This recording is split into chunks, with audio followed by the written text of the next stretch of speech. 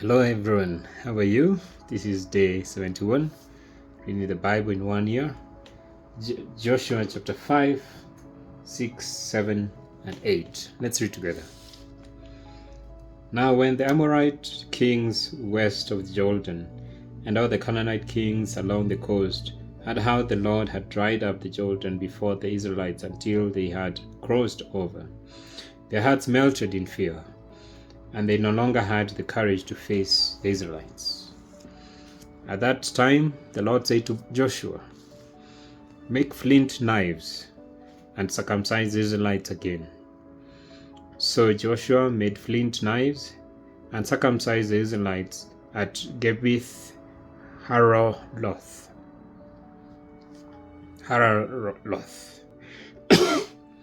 Now this is why he did so. All those who came out of Egypt, all the men of military age, died in the wilderness on the way after leaving Egypt.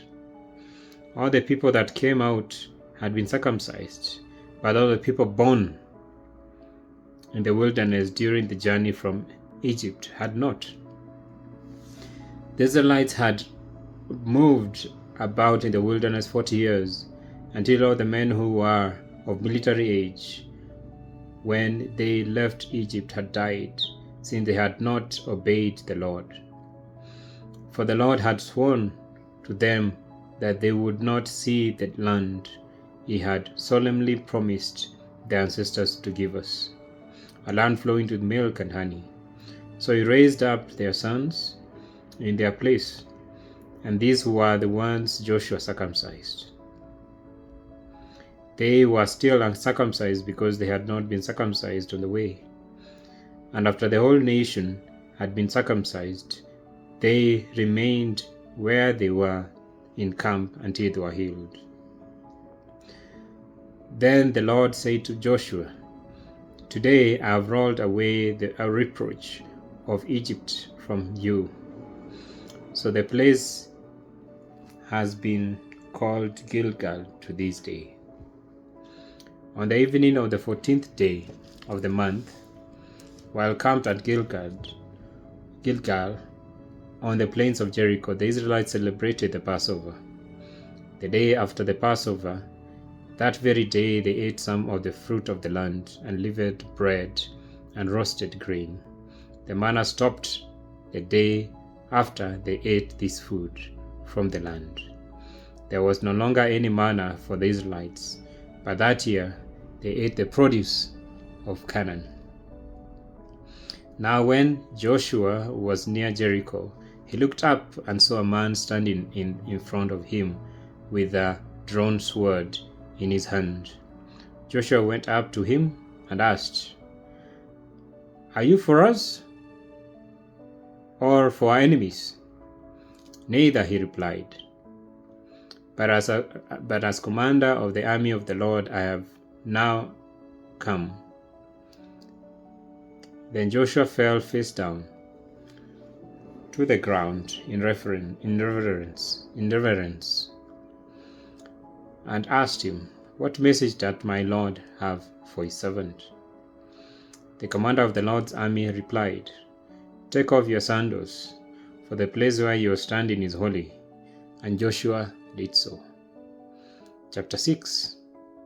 Now the gates of Jericho were securely barred because of the Israelites, so no one went out and no one came in.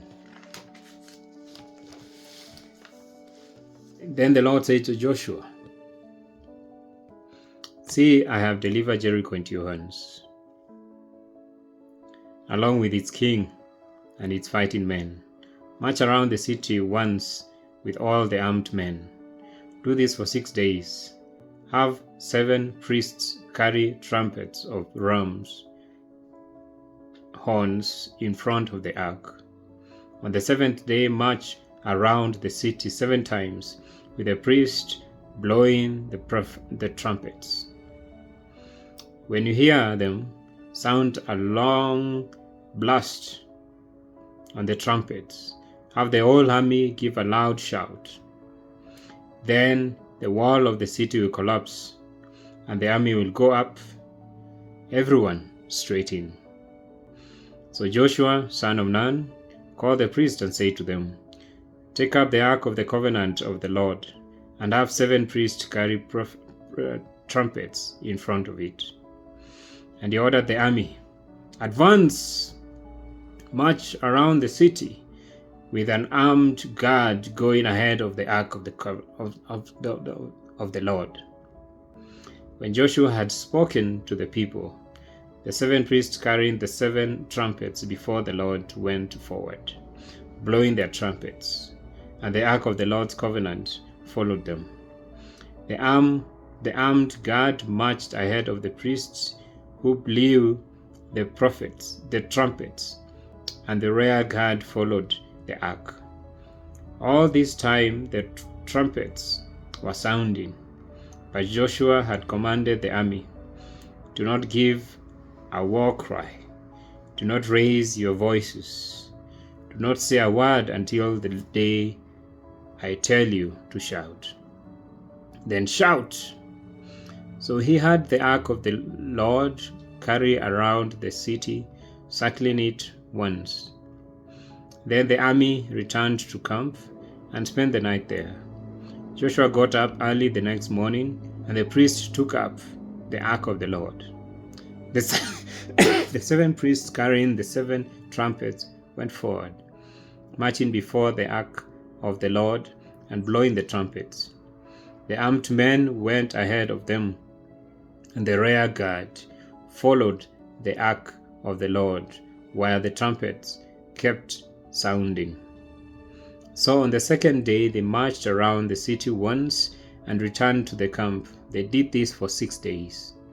On the 7th day they got up at daybreak and marched around the city 7 times in the same manner, except that on that day they circled the city 7 times.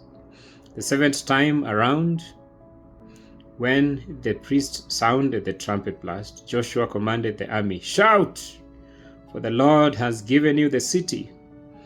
The city and all that is in it are to be devoted to the Lord. Only Rahab, the prostitute, and all who are with her in her house shall be spared, because she hid the spies we sent.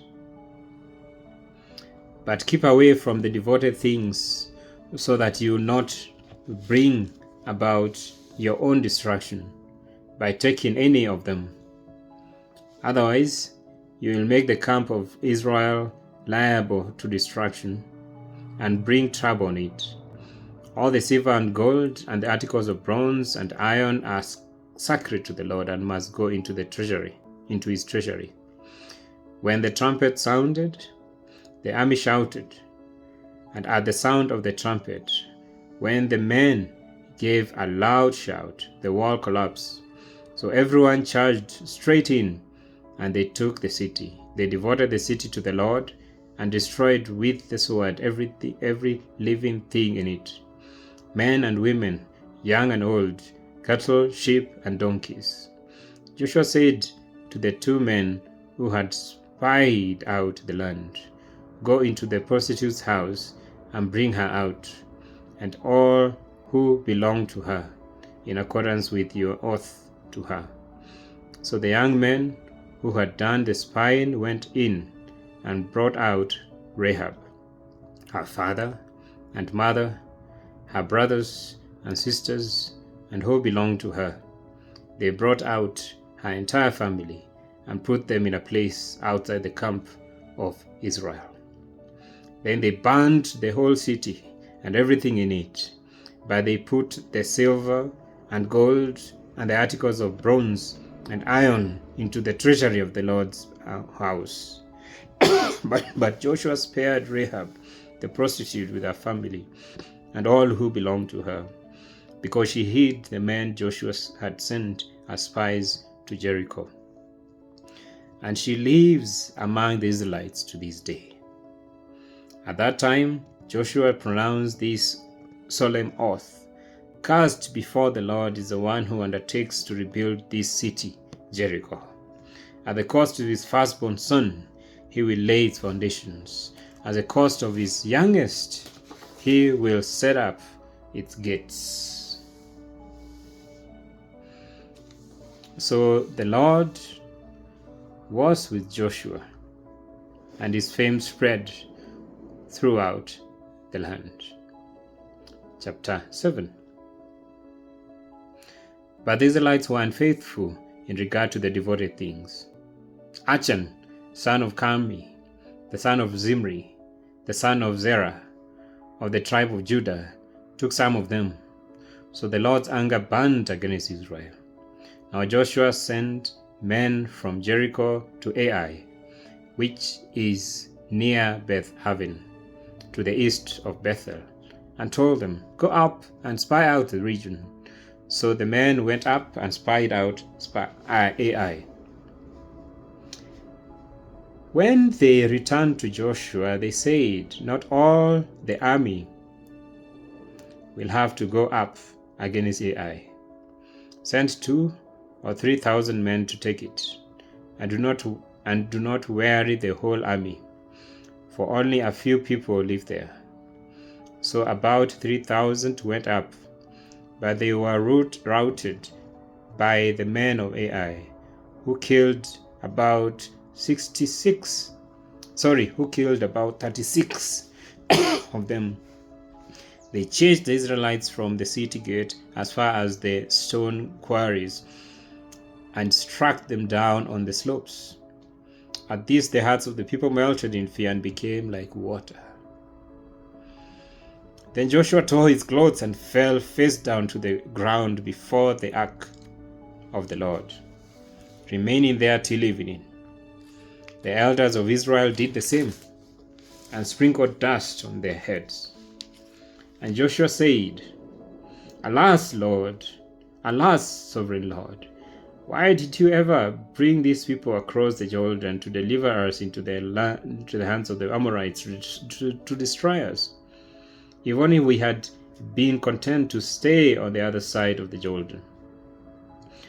Pardon your servant, Lord.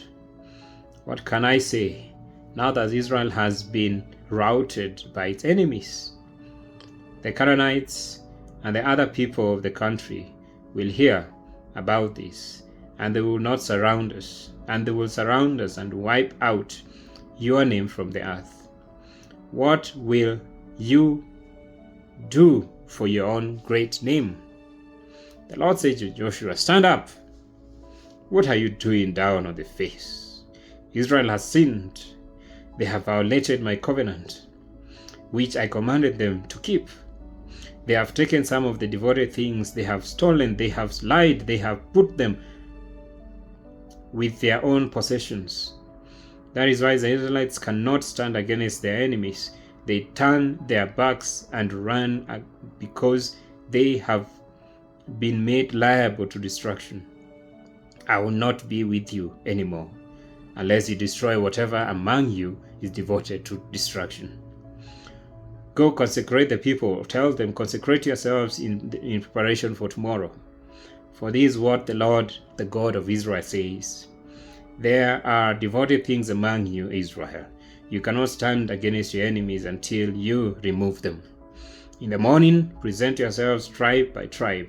The tribe the Lord chooses shall come forward clan by clan. The clan the Lord chooses shall come forward family by family. The family that the Lord chooses shall come forward man by man.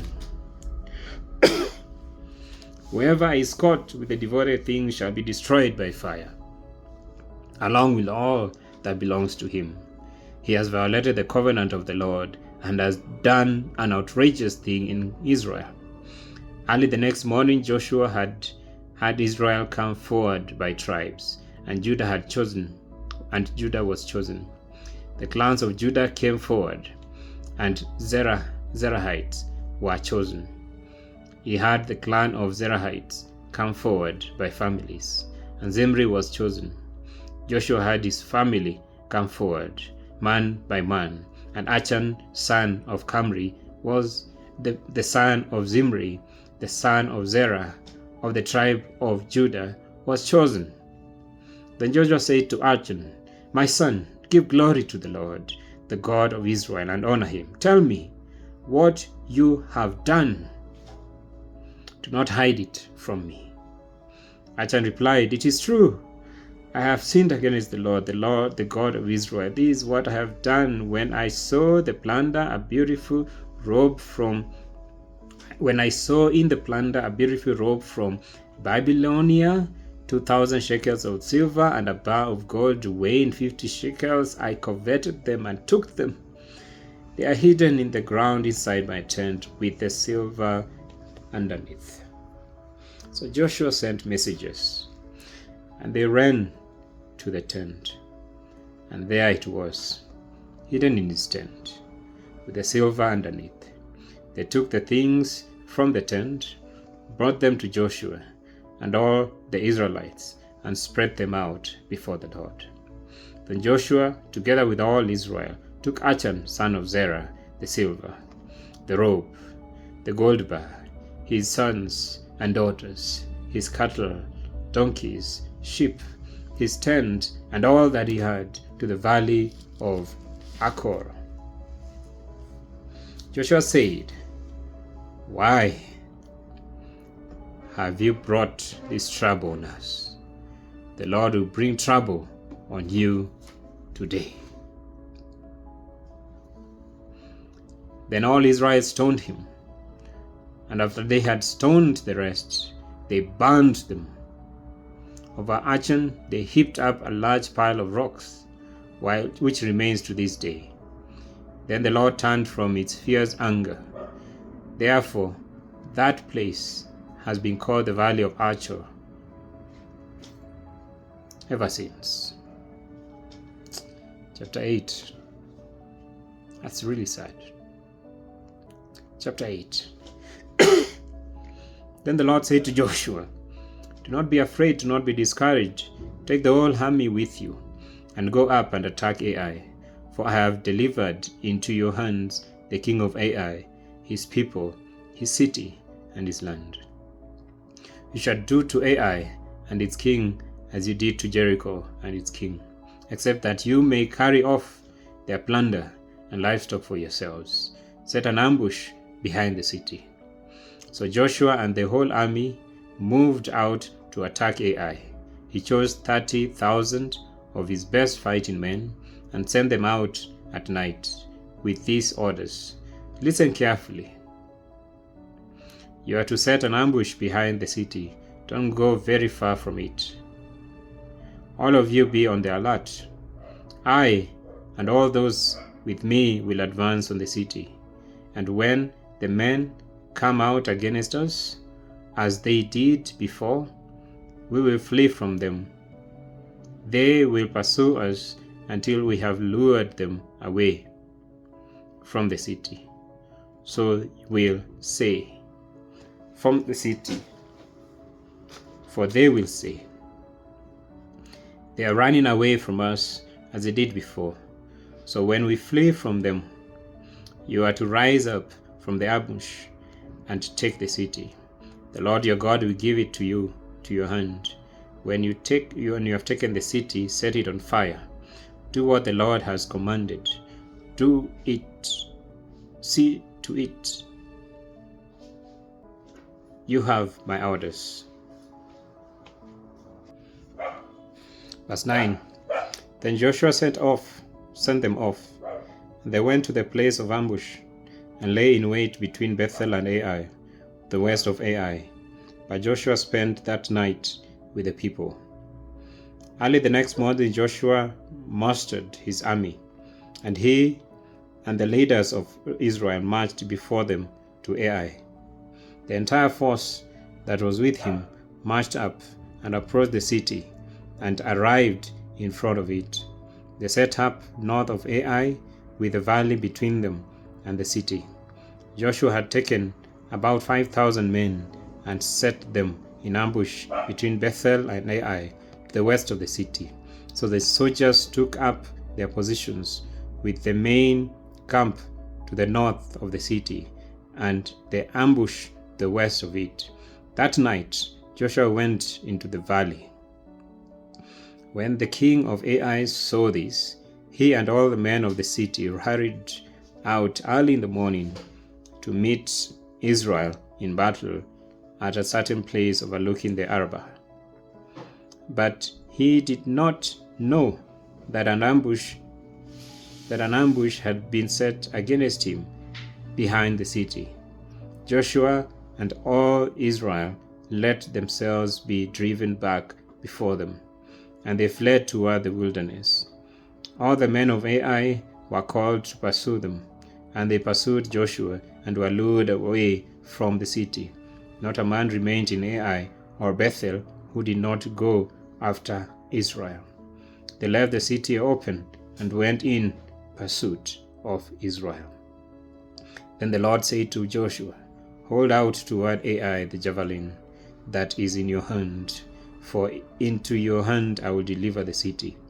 So Joshua held out toward the city the javelin that was in his hand. As soon as he did this, the men in the ambush rose quickly from their position and rushed forward. They entered the city and captured it, and quickly set it on fire. The men of Ai looked back and saw the smoke of the city rising up into the sky, but they had no chance to escape in any direction. The Israelites had been fleeing toward the wilderness. The Israelites had been fleeing towards the wilderness, had turned back against their pursuers.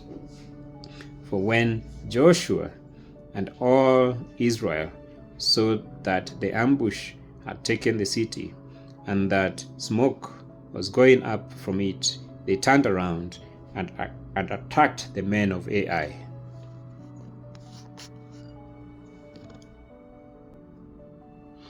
Those in the ambush also came out of the city against them, so that they were brought in the middle with Israel on both sides. Israel cut them down, leaving them neither survivors nor fugitives. But they took the king of Ai alive and brought him to Joshua. When Israel had finished killing all the men of Ai in the field and in the wilderness where they had chased them, and when every one of them had been put to the sword, all the Israelites returned to Ai and killed those who were in it. 12,000 men and women fell that day, all the day of all the people of Ai. For Joshua did not draw back the hand that held out his javelin until he had destroyed all who lived in Ai. But Israel did carry off for themselves the livestock and the plunder of this city, as the Lord had instructed Joshua. So Joshua burned Ai and made it a permanent heap of ruins, a desolate place to this day. He impaled the body of the king of Ai on the pole and left it there until evening.